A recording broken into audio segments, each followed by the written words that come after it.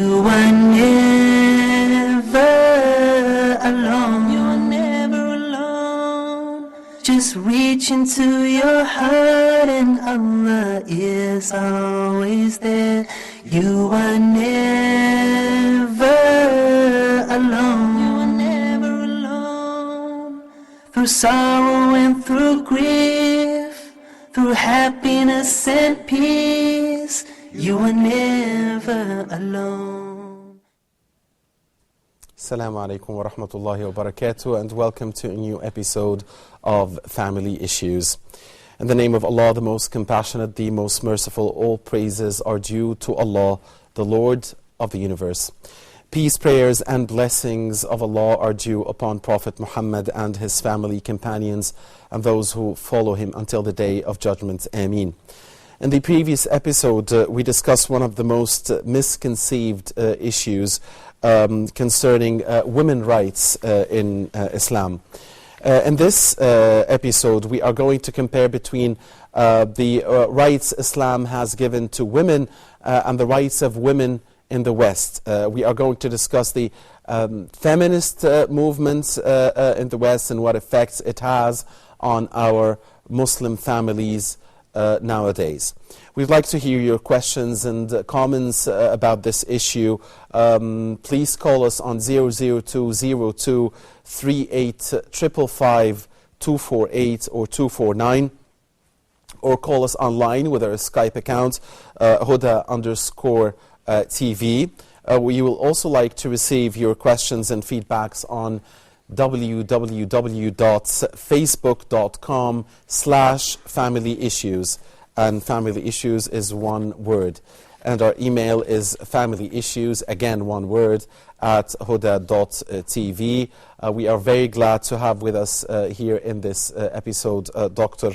Mahmoud Ad-Dinawi, the lecturer of Islamic Studies at Al-Azhar University, to continue our series with Dr. Ad-Dinawi on women's rights in Islam and the feminist movement.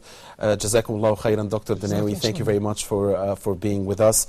And sir, in the beginning, what is the the feminist movement, and does it have anything to do with our great religion? Yeah.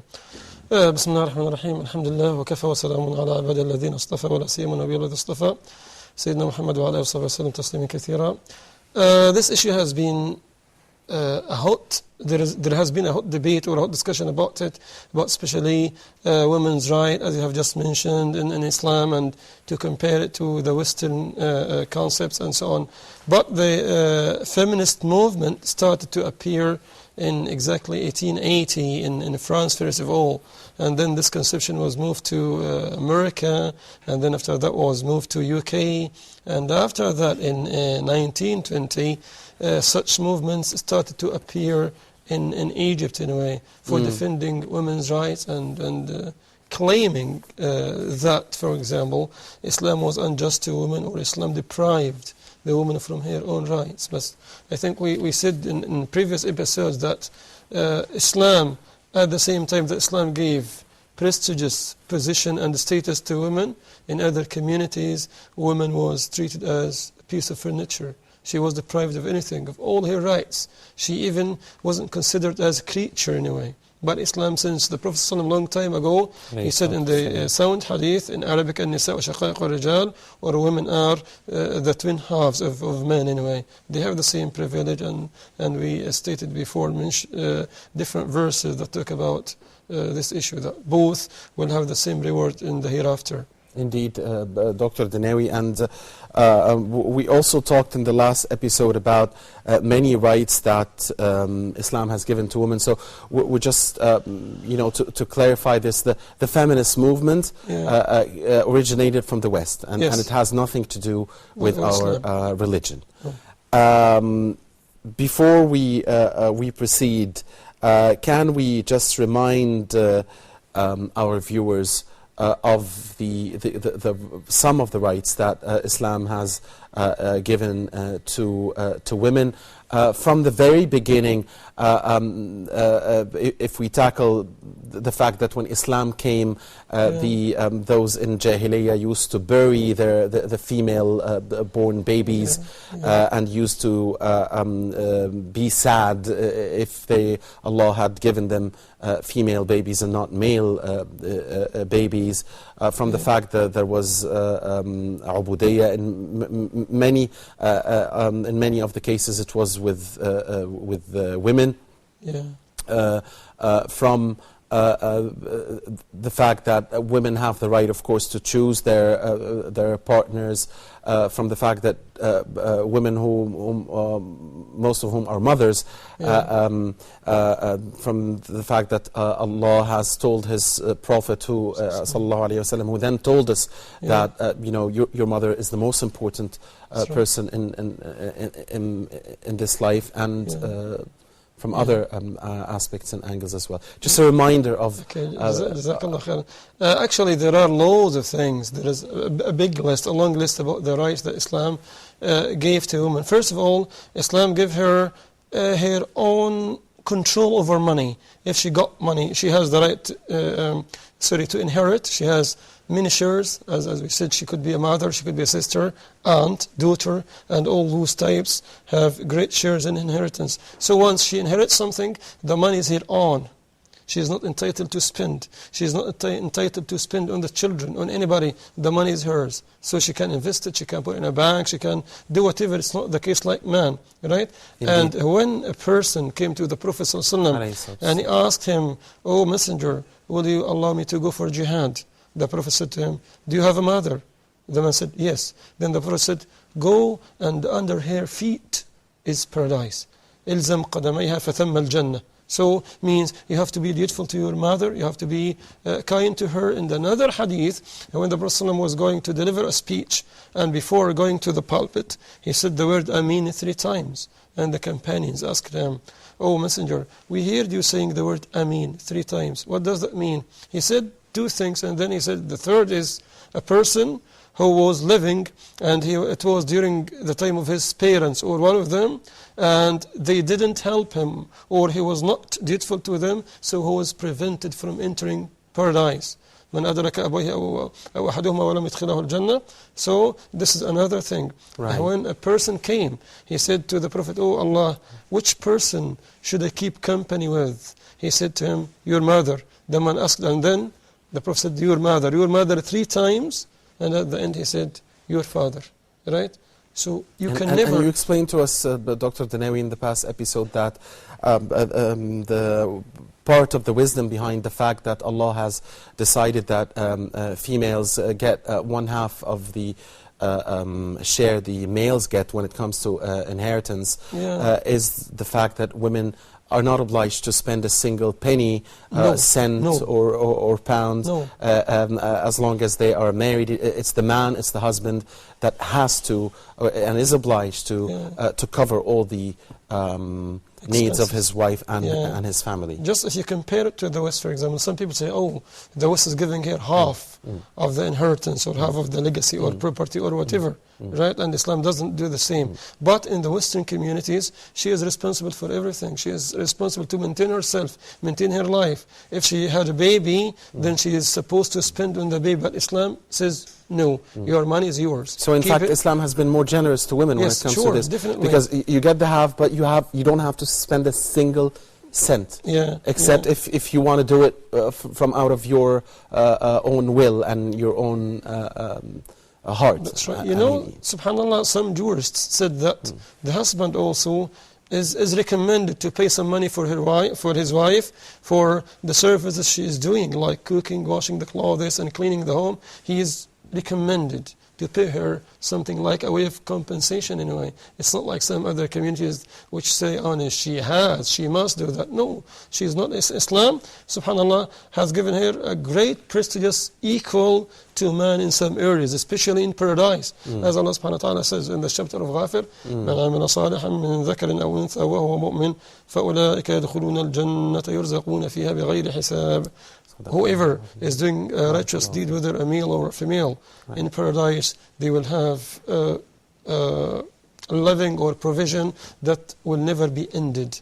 Right? Subhanallah. And it's the hereafter that really counts, and there is no difference between man and women when it comes to at all when it comes to the hereafter. It's a taqwa. And I'll say something also very interesting, subhanallah. You know, for men, sometimes when you go for Fajr time, right, you go and it's very cold and you might, for example, catch flu or whatever.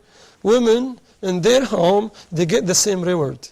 Right? You travel, you go far away, while trains, it was snowing, right? You get 27 rewards. Yeah, because She's in her home, you should be going to the mosque and to pray in Jama'ah, but for women, she can just stay home, and she will have the same reward if she wakes up during the Fajr time and she prayed alone. Subhanallah. Subhanallah. Yeah. Indeed.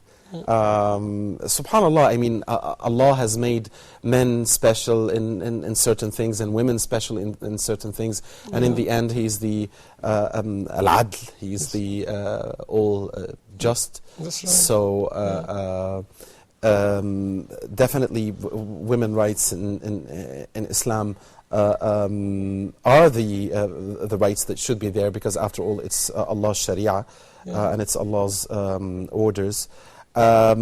So back to our topic here in this episode, the feminist movement. Is it another name for women's rights, or is it something different? I mean, what does this feminist movement really signify? Movement is, I think this definition is derived from the West anyway, and it came to our societies and communities. As I said, that for example, it appeared in Egypt, I think in 1910 or 1920s, many movements, and the worst here in such movements that they are looking for something against Islam.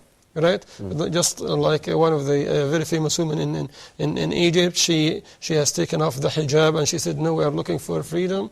But it's not the case of freedom, because you are free, and the Muslim lady is free to wear hijab or not to wear it. You are talking about freedom, so I am free also to wear hijab. So what does mean freedom to you? It has nothing to do with freedom. Yeah, that's right. Sir, the feminist movement, is it compatible with Islam? Are there some things in the movement, in the feminist movement, that are compatible with Islam? If such movements are taking the same rules or the same standards, the same thing that Islam came with, then they are compatible with Islam. But if I think in Egypt here, maybe 15 years ago, there was a big conference about women's rights. But such rights, among which rights is, for example, the woman is free to have sex with another woman, or the rights for lesbians or whatever? No. These are even against the law that Allah subhanahu wa ta'ala, even against nature. Right? If the rights that they are calling for agree with our religion, we say welcome. We love such rights. But if it's something borrowed from some Western communities and it objects our Islam, we say no, we cannot welcome such things, because we are Muslims and only we accept what goes with our religion, especially something about religion, about, you know. Right. Yeah. And I guess it would be fair also to give a historic background on why feminist movements appeared in some areas of the Muslim world. And perhaps, Dr. Danawi, a large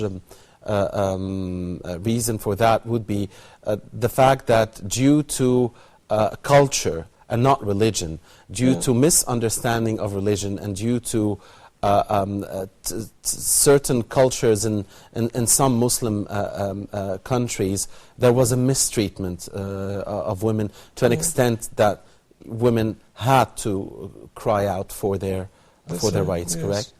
Jazakallah khairan. Indeed, this happens, unfortunately, in some Muslim lands, and some Muslim.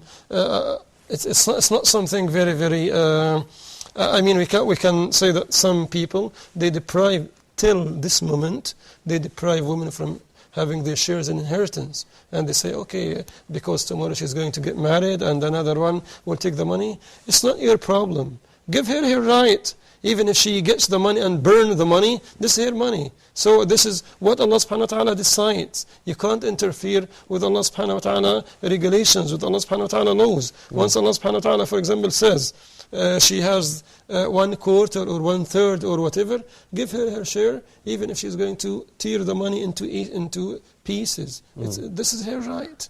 You can't interfere with Allah subhanahu wa ta'ala decision or with Allah subhanahu wa ta'ala laws. But as he said, because of mistreatment, and as I think we received a phone call before here, some women now started asking for help, for relief from some other communities, like non-Muslim communities or Western communities, and they come here and they say, we are here to help, or like, for example, to rescue women. They are not rescuing women, they are taking the woman from her Muslim identity and then give her another new identity. Say you are free, you can wear whatever you want, you can sing, you can dance, you can have so many friends, but no, in Islam, we can't accept such things. Right. And just to clarify this again, some due again to culture, again, and not religion, because what was done had nothing to do with religion.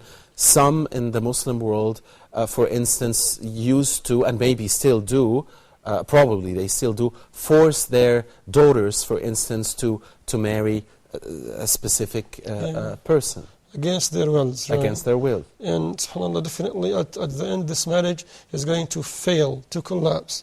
Islamically, she has the right to choose, right? And if she doesn't like the person, or I can't force her, because the issue is, some of our communities are controlled by materialism, right? The father is, for example, he doesn't look at the area. When the Prophet ﷺ, he said in the hadith, إِن جَاءَكُمْ مَنْ تَرْضَوْنَ دِينَهُ وَخُلُقَهُ فَزَوِّجُوهُ. If you find someone who is religious, give him your daughter, otherwise you will be in poverty. No, they are not looking for this area, but they are looking for money. He's wealthy, he's having a good job, he has a big house, cars, whatever, even if his manners are not okay, right? So they agree, and for example, the girl doesn't accept this, we can't force her. You can't force, for example, if your girl against her will, or to let her someone that she doesn't like, because this is going to affect her. The marriage itself might not work. Right. Yeah. And also at certain times, again, due to rooted traditions, again, not religion, because it has nothing to do with religion. Some parents used to, and maybe still do, and probably do, differentiate between their boys and their girls in education, for instance. Maybe they spend more on boys than they do on girls, and this is again wrong, right? SubhanAllah, this morning I have been talking to someone, and he said to him, how about your daughter? Have you chosen a good college for her? He said, oh, it doesn't matter, because she's a girl. Tomorrow she's going to get married and someone else will take her. So why should I spend more money? I said to him, Akhi, and how about your son? He said, oh, my son is now joining the Faculty of Medicine, and I'm ready to pay all the money I have. I said, subhanAllah, this is injustice. Right? Because tomorrow she might be a very successful doctor, and she might benefit you more than your own son. Because, subhanAllah, we find this very common. The only one who will stand beside her father is the girl, not the boy. Because the son is going to be busy with his wife and children, but the only one who is going to be more dutiful to her father is the daughter, is the girl herself. She is more kind. So part of justice, even, subhanAllah, if you have kids, and if you have a boy and a girl, you give a kiss to the boy, you have to do the same thing. You give it to the girl, right? You can't force, and some people do this, they use their daughters as servants. They say to her, okay, you have to bring some water for your brother. No, he has to go to the kitchen and bring water himself. She shouldn't feel that she is, for example, inferior to her brother. She should feel the same thing. If you carry your son, the same moment you carry your daughter. You carry him 5 minutes, you carry her 5 minutes. You gave him pocket money, give her pocket money. You brought him a gift, brought her a gift, and so on. This is equality. Islam has made it clear that searching for education is a duty on all Muslims, Males and females. Yeah, males and females. So therefore, the parents have to be just with their kids here. But again, we're talking about Dr. Denawi, some bad practices due to corrupt, deeply rooted traditions in some maybe tribal areas or in some countries in the Muslim world that might have made it easier for this Western so-called feminist movement to invade. And maybe we need to clean from within so as to be able to fight this feminist movement, because as you explained earlier, yes, there could be some good things in the feminist movement if it's compatible with Allah's directives. Then definitely we would take it, or we wouldn't oppose it. But if things are clearly opposing Sharia, then we wouldn't. But we have to clean the house from within to be able to defend this invasion in this world of globalized, dominated world. Yeah, I agree with you. Such practices gave a chance to some Western maybe forces or some movements to penetrate, to come to our lives. And, sadly, unfortunately, now some people are, maybe they feel shy when they talk about their wives, or they feel shy to mention their wives' names. And one day the Prophet ﷺ, he was asked about which one you love most. He said, my wife Aisha, may Allah be pleased with her. So the Prophet didn't feel shy at all. How did we know that the Prophet ﷺ one day he was calling his wife Aisha by a nickname like Aish? He used to call her Aish. It's a lovely name for Aisha. Who told us? So it's the Prophet it's the Prophet himself. Right. So some people now, I hear this. If his wife, for example, is called Fatima and his son is Ahmad, he says to her, come on Ahmad. She is not called Ahmad, she is Fatima. Just everybody, subhanAllah, loves to be called by the name he has. Or she has. Again, wrong practices by some Muslims have to be addressed so as to not give a chance for Western culture to invade and interfere. We have with us now Dr. Denawi, dear brothers and sisters, Sister Fawziya. She's calling us on Skype from Mauritius. Assalamu alaikum, Sister Fawziya. Barakallahu fiki. Thank you for calling. Go ahead.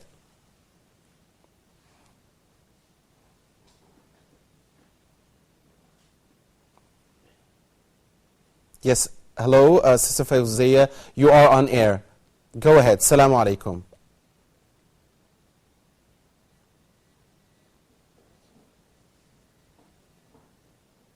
Yeah, I'm sorry, I think we lost the connection there. It was via Skype. Please do call us again. We remind you that you can call us also on our phone numbers 0020235 888. Is that correct? 3855 248 or 249 or again via Skype. Dr. Denawi, back to you. Also, some of the wrong practices, I would assume, is that many Muslims take the matter of getting married and then divorcing so easily, or they just want to marry to enjoy themselves and not to build a family. We see a lot of rich Muslims going here and there, east and west, north and south, just getting married from here, from there, and then they leave their wives and their children. Maybe they do continue to spend and to help them. Maybe they don't. But even if they do, shouldn't the objective be, building a family? And this has to do with the Allah's wisdom in allowing men to marry more than once. But I believe, and I don't know if I'm right, I believe most Muslims are misusing this right. That's right. Jazakallah khairan.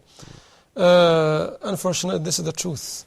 Many people, if Allah subhanahu wa ta'ala has granted them a lot of money and bestowed upon them some wealth, the first thing they think about to marry more than one woman. And the excuse or the slogan they always have, I want to apply the sunnah. So the sunnah of the Prophet is just to marry 4. And I don't know why people forgot everything about the sunnah and just they remember the issue of marrying more than one woman. This is their right, but the right itself, it should be used under very, very specific circumstances. Allah subhanahu wa ta'ala said in the very beginning of the Surah An-Nisa, وَإِنْ خِفْتُمْ أَلَّا تَعْدِلُوا فَوَاحِدَةً, if you fear that you are not going to apply justice, then just marry one. Right? You can't marry just as you said for the sake of enjoyment. He marries one in Egypt and then another one in Kuwait and then another in America, Australia, and then he leaves all of them. This is haram. Allah subhanahu wa ta'ala will ask him about that. And the Prophet said, it's enough a sin for the person to neglect people whom he is responsible for, like his wives and his sons and daughters. And it's not a game at all, wallahi. Allah subhanahu wa ta'ala says, وَأَخَذْنَا مِنْكُمْ مِيثَاقًا غَلِيظًا.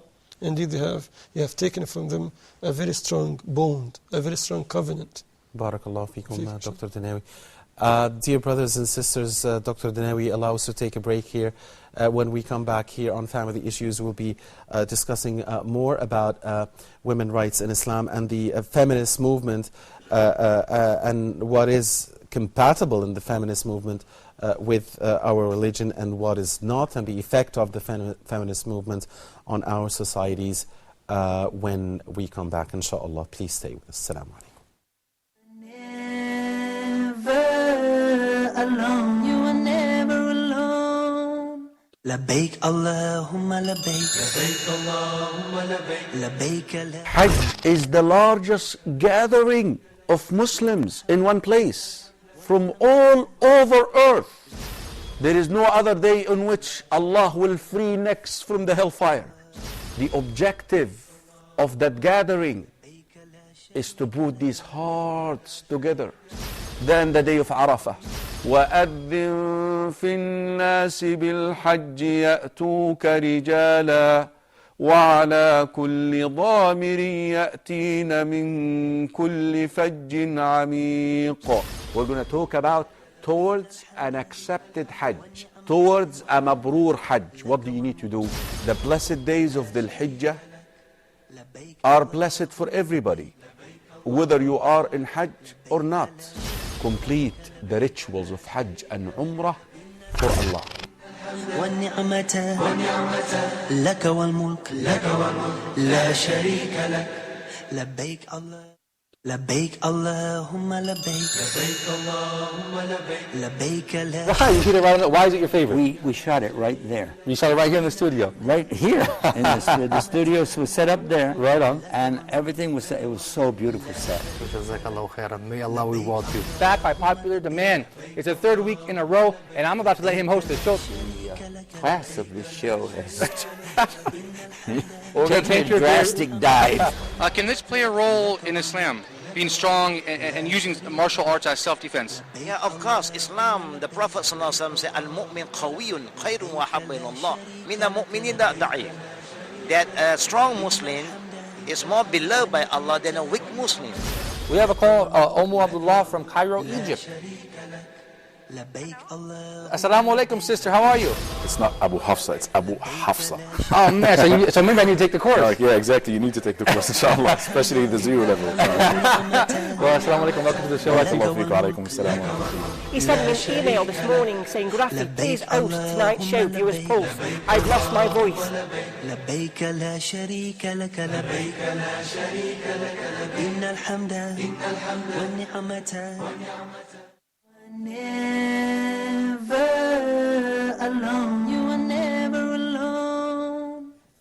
Assalamu alaikum wa rahmatullahi wa barakatuh, and welcome back to Family Issues. Dr. Dinawi, what have been the consequences of the feminist movement on our Muslim societies in the recent decades? I mean, we've talked in the first part about the fact that we as Muslims have to, especially men here, have to give women their rights, have to respect women, and that the deeply rooted corrupt traditions have to be let go of, and that there has to be respect to Sharia, so that women would indeed be getting their rights. Now let's talk about, and we talked about the misusing of some rights that Allah has granted to men, the misusing of those rights. Now, what about the misusing of women's rights? Of the women's rights? And I don't want to talk about women's rights in Sharia here, but we want to talk about the feminist movement that invaded the Muslim world, and at least large parts of the Muslim world in the past decades. Of course, such movements, we would say, had great consequences on our lives. Especially, this is my own personal opinion. Allow us to take Sister Fawzia first, because she called us back again from Mauritius, and we do thank you very much for trying again. Barakallahu fiki. Jazakillahu khairan. Go ahead, Sister Fawzia from Mauritius. Yes, Assalamu alaikum. Alaykum assalam wa rahmatullah. Go ahead. I'm from Mauritius. I work in hospital, but among all my colleagues, nearly all are non-Muslims. But at times I teach them about about Islam, but they are very happy to practice it. Is it, though they have not been converted to Islam, when they are going to practice the Sunnah which I am teaching them, I am going to get the same sawab which a Muslim will do? Yes, could you repeat that last part again, Sister Fawzia? As we understood, you're saying that you're working in a hospital and most of your colleagues are non-Muslim, but you're trying to tell them about Islam, and that they are happy about listening to you, and you're asking whether you will get thawab for this. Did I understand you correctly? Yes. When the non-Muslim, they are going to practice the Sunnah which I am teaching them. If the same teaching I am giving to a Muslim, for example, Muslim lady, if she practices it, I'll get the sawab. But if I am teaching the non-Muslims, though they have not been converted to Islam, will I get the same sawab? All right, barakallahu fiki. Jazakillahu khairan, Sister Fawzia.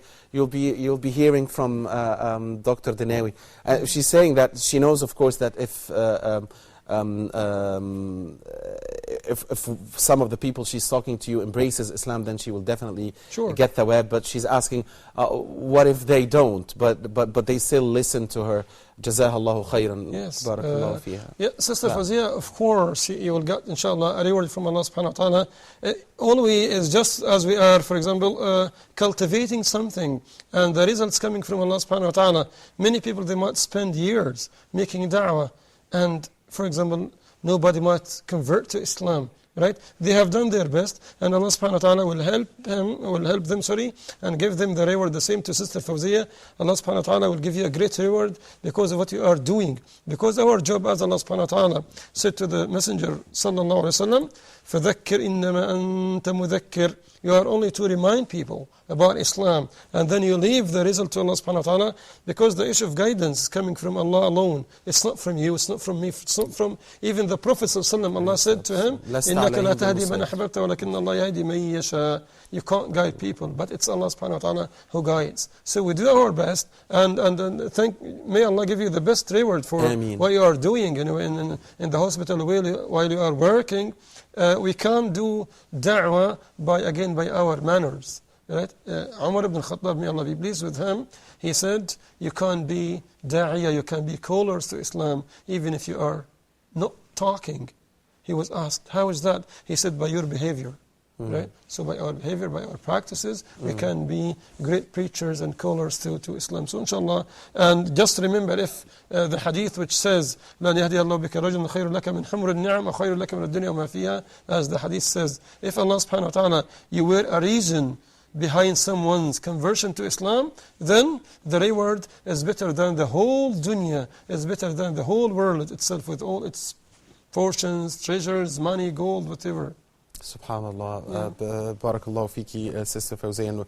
What a great job. I mean, they call them the angels of mercy, those working in hospitals. And definitely before we, as we proceed, some misconceptions have also been taken about the rights of working women, because as we understand that Islam allows women to work. It has put some conditions, but definitely those who are working to help ease the suffering of others, like those in hospitals and others, if they respect the general guides and the general rules, then this is, inshallah, one of the best jobs, isn't it?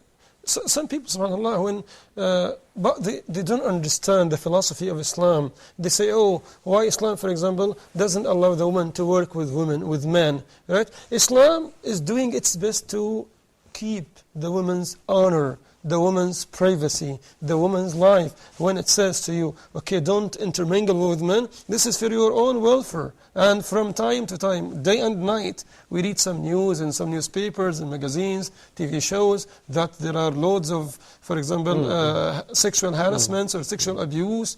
But Islam gave us the solution and said, you can work. You can work in a hospital, as a teacher, as a professor, as whatever, but with other women. But you can't mingle with men. Go, for example, because she might be maltreated, she might be used, for example, by men or by whatever. And at the end, we have to remember that Islam is caring a lot about the well-being, the welfare of women more than men. Subhanallah. And Dr.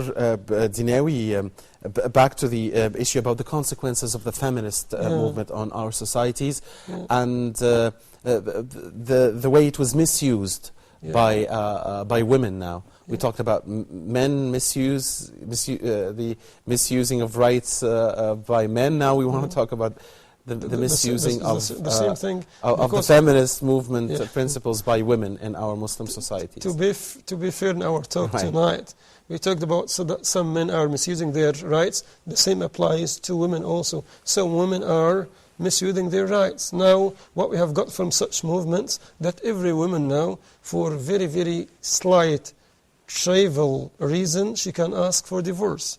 If, for example, I think we mentioned before that one of the wives, she was asking for divorce because her husband for 3 nights, he didn't say to her good night. So what? Well, this is the life that Allah subhanahu wa ta'ala, when He said in the Quran, you are to dwell in the land and to bring offspring and whatever, right? So what we got from such movements, that every woman now, for example, she wants to be free, and when you talk to her, she says, oh, I am free, this is freedom. What does freedom mean? Freedom means to wear something, for example, that exposes her body, and wear something which is very tight, and then when you speak to her, she said, oh, this is the time of freedom. And now the women, for example, in the West has been so and so we are like them. No, we are not like them. We have our own identity. We have our own religion. We have our own way of life. We have our own constitution, right? They have their lives. They're happy with their life. We are happy with the moral that the Prophet ﷺ left for us. He said to us, do this and do that. Don't do this, don't do that. We apply to such rulings, and we always take the Prophet ﷺ as our own ideal. As Allah said in the Quran, لَقَدْ كَانَ لَكُمْ فِي رَسُولِ اللَّهِ أُسْوَةٌ حَسَنَةٌ. Indeed. So if the Prophet said to women, do this, you say, okay, سَمِعْنَا وَأَطَعْنَا, as the Quran says. If he said to you, don't do this, don't do it. Right? Because this is the law that Allah subhanahu wa ta'ala created. Subhanallah. And it's amazing, something just crossed my mind here, is that Islam had given women their rights way, way, way before the West, the so-called Western culture gave women the rights. I mean, until a short while ago, until maybe over 100 years or maybe 200 years, maybe less, women did not have the right to vote in countries like the United States. and elsewhere and in Europe as well. But in Islam, women were listened to, and they had the right to participate in everything that had to do with society and with community, and to be leaders as well in that field. Yes, more than 1,000 years ago, when Islam, for example, in the beginning, when Sayyidina Umar was delivering a speech, and a lady objected and said to him, okay, how are you talking like this? And Allah subhanahu wa ta'ala is saying something different. And then Sayyidina Umar said, oh, Umar was mistaken, and the woman has spoken the truth. Right? Sayyidina Umar didn't say to her, oh, how are you talking this way? No, you should keep silent. No. The Prophet sallallahu alaihi wasallam, I think we said this incident before, that one day he consulted his wife, the mother of the believers, Sayyidah Salama, may Allah be pleased with her. Amen. So, right, we can't take their consultation, and she is free to vote, she is free to express her opinion freely, right? And the Quran even, subhanAllah, tells us about many incidents, and we know from the Prophet ﷺ and Lady Khadija. In wars as well. I mean, women used to have leading roles, treating the injured. The injured, yeah. And encouraging the men to go forward. One of the women, sorry, my memory doesn't serve me. Yes. She was protecting the Prophet ﷺ in one of the battles, right? She was sometimes behind him, in front of him, and then when she died, they found her body full of wounds. She did her best to just protect the Prophet, because she said, I am ready to sacrifice everything I have for the sake of the Prophet ﷺ, right? Right. Yeah. Subhanallah. So Islam gave women the rights way before the Western cultures did, but because of misusing of that right by men in many areas, because of traditions, because of culture that has nothing to do with Islam, this new feminist movement that came up in the West in the last few centuries invaded many areas of our Muslim world. Are we doing well enough in fighting areas of the feminist movement that contradict with our religion, or do we think we need to do much more? I think we need to work more. And what's so amazing, and I'll tell you about my own experience. I've been to the UK for many years. This incident happened to me. One day I was with my wife. We were in a big store, and a lady there, she met my wife, and she had a discussion with her. She asked her, who is spending on you? My wife said, my husband. The British lady said to her, who is taking care of you? She said, my husband. Who is doing so and so? She said, my husband. The British lady said to my wife, you are a queen. I wish I were in your place. You are happy to have a man who is responsible for you. I wish I were you. You know? So these are the communities that always talk about freedom, they do not apply these things to their, and I think I'm quite sure about what I say, in the issue of jobs. Men get more than what women get, right? And men has more privileges, or in some areas they are inferior and women are superior. Although the culture over there is states otherwise. In one of the divine religions, in one of the divine religions, if a woman, for example, is menstruating, right, the man should leave the home, should leave the house. He is not allowed even to eat with her. Islam doesn't say this at all. Right? Islam doesn't say, no, you have to ignore her, just consider his. No, Islam said, she's the mother, she's the sister, she's the daughter, she is, as we say in our culture, she's half of the community, maybe more than half of the community. Well, the way women led the way in changing the face of Egypt, at least, in the revolutions that took place in many areas of the Middle East. Noting here that women were the biggest voters. I mean, in numbers, they were the ones who voted more than men.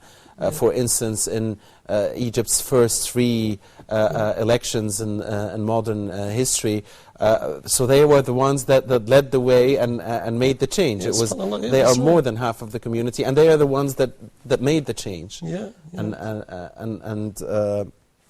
made the change to a freer and more just community here in Egypt and hopefully across the Muslim world. So how can we eliminate the negative consequences of feminism? How best to fight that? Yeah, I think the best thing to do is to show to other communities that we are fair to our wives, that we do not beat our wives, as some, subhanAllah, another misusing of the problem of that some people even do not understand the Quranic texts as they are. When Allah subhanahu wa ta'ala says in the chapter of An-Nisa, وَضْرِبُهُنَّ, so He beats her severely. He might break her arm, for example. But the issue of beating is something light, even if you are using a bar of swag. Right? So the significance here is, just even if you raise your hand against your wife, this is a kind of punishment. You don't need to slap her, because Islamically this is haram. This is prohibited to slap anybody on his or on her face, right? But the issue of beating is just one of the resorts that could be used as the last resort, and it shouldn't be something painful, right? So some people misunderstand the verse, misunderstand.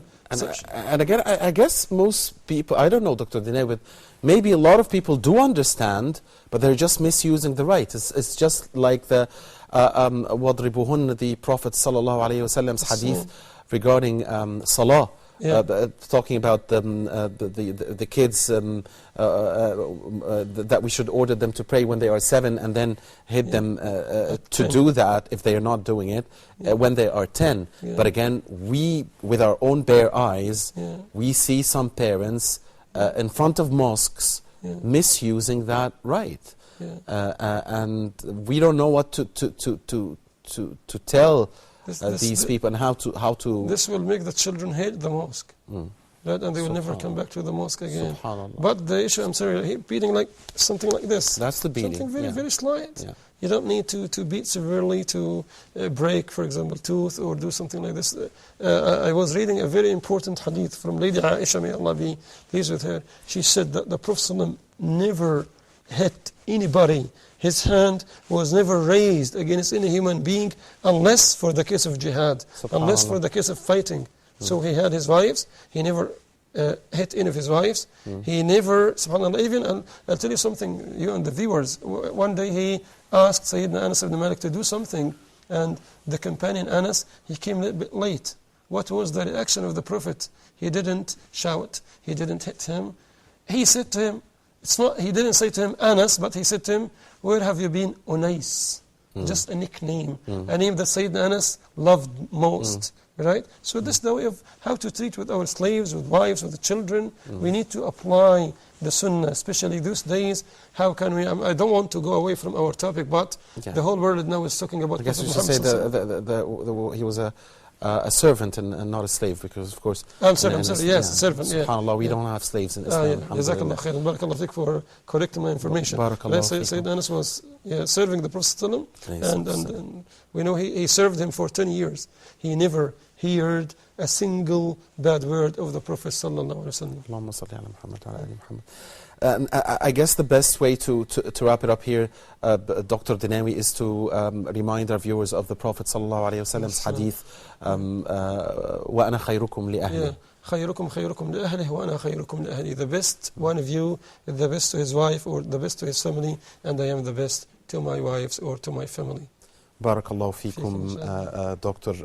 Dinawi, and the family is the wife and the children. And I guess we will have more about women's rights in Islam and much more also about the family at large here on Family Issues in the upcoming episodes with Dr. Mahmoud Dinawi, lecturer of the Islamic Studies at Al-Azhar University. Barakallahu feekum, jazakumullahu khairan. Thank you for being here. And dear brothers and sisters, thank you for watching us, and please do watch us again next week, same time, inshallah. Until we meet again, assalamu alaikum wa rahmatullahi wa barakatuh. Never alone, you are never alone.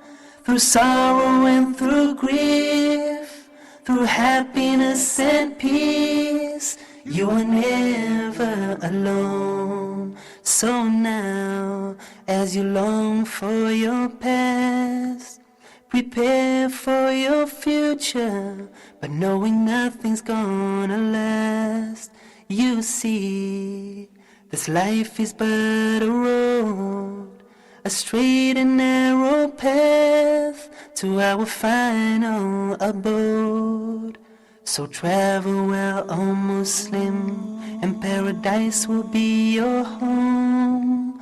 And always remember that you are never